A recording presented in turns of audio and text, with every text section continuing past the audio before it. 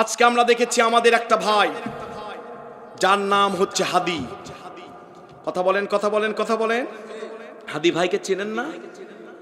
তার এক একটা কথায় ইমানের বারুদ ফুটে উঠেছে।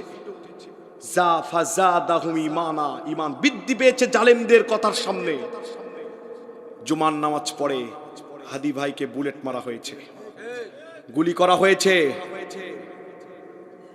মমর্ষ অবস্থায় পড়ে আছে আমাদের প্রিয় প্রাণ প্রিয় হাদি ভাই। ইয়াং জেনারেশন, যুব সম্প্রদায়, জেনজির কলিজার টুকরা হচ্ছে হাদি। কথা বলেন কথা বলেন কথা বলেন। বাংলাদেশের আগামীর ভবিষ্যৎ হচ্ছে হাদি।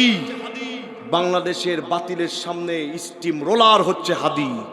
এই হাদিকে যারা সূক্ষ্ম পরিকল্পনায় বিদায় করতে চেয়েছো, গুলি মেরেছো, বন্দুক মেরেছো, বিশ্বাস করো বাংলাদেশে টুডে অ্যান্ড টুমরো তাদের কোনো স্থান থাকবে না। তাদেরকেও মামুবাড়ি দিল্লি যেতে হবে। বাংলাদেশের তরুণদের গায়ে হাত দিলে তরুণরা তাদেরকে ছেড়ে কোনো কথা বলবে না। জোরে বলেন জোরে বলেন। আমরা প্রশাসনকে বলবো, ডক্টর ইউনূসকে বলবো, বয়সের ভারে নিজেকে ঝিমিয়ে ফেলেন না।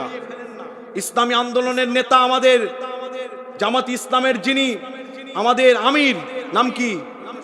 ডক্টর শফিকুর রহমান। তিনি বলেছেন আমি বয়স যতই হোক আমি 16 বছরের যুবক।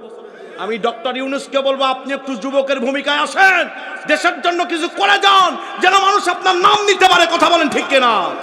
আমরা বলবো ডক্টর ইউনূস সাহেব সর্বোচ্চ তদন্তের মাধ্যমে হাদির এই হত্যাকারীদের বা এই হাদিকে হত্যা করার জন্য যারা ষড়যন্ত্র করেছে এদেরকে ধরে 24 ঘন্টার ভিতরে দৃষ্টান্তমূলক শাস্তি দিতে হবে। স্বাধীন বাংলার লক্ষ কোটি যুবকদের এটা প্রাণের দাবি। কথা বলেন ঠিক কিনা? কারা কারা রাজি আছেন তো হাত তুলে দেখান।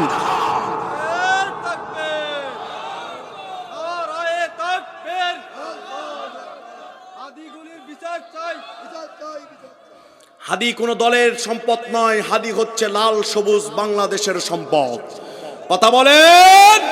আল্লাহর কাছে গভীর রাতে দোয়া করি, আল্লাহ আমাদের হাদি ভাইকে, তুমি তো ডাক্তারের ডাক্তার, আল্লাহ হাদি ভাইকে সর্বোচ্চ শেফা দান করো, হাদি ভাইকে হায়াতে তাইয়্যিবা দান করো, জাতির সামনে আবার ফিরে আসার তৌফিক দান করো। বলি আমিন।